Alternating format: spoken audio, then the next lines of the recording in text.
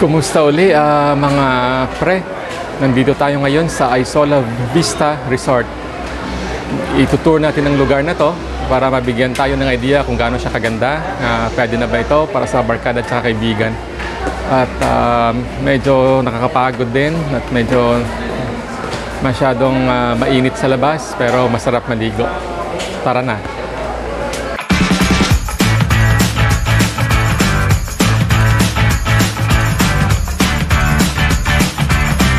Dito sa Isola, nakaligo na rin kami. Ngayon, papasyalan natin ulit.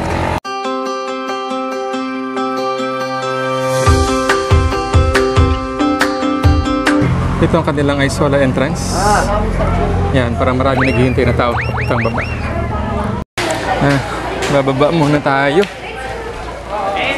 So, hagdan din ulit pababa to dahil nagsimula tayo galing sa taas. At medyo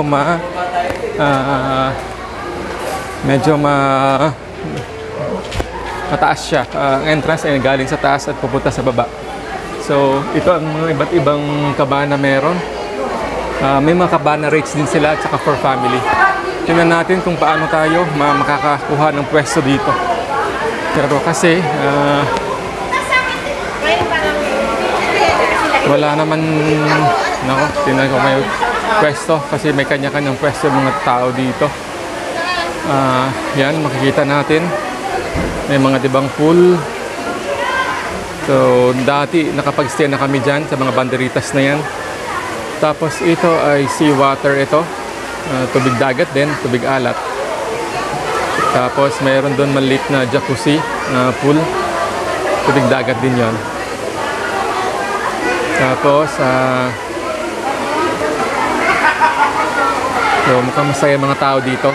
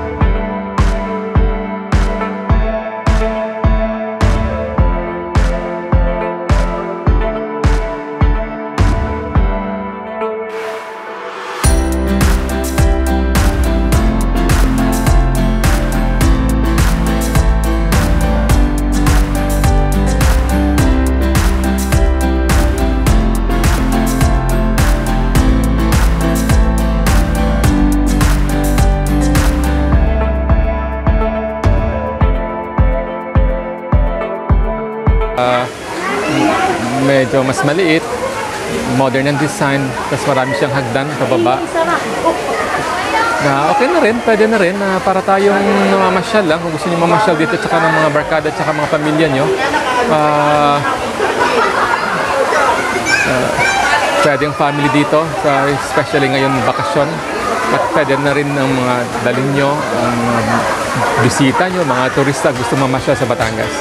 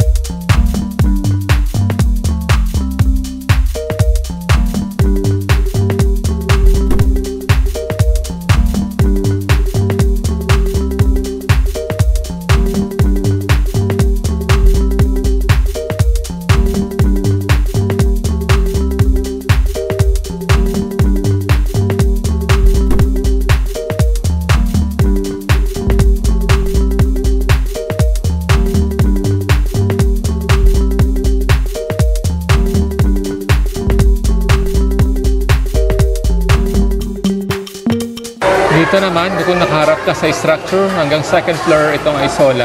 Kung hagdan tayo, ito ay hagdan pataas. Ito ay, yan, ganito ang itsura ng resort na ito. Medyo isang accommodation doon at saka CR. So, akit tayo dito.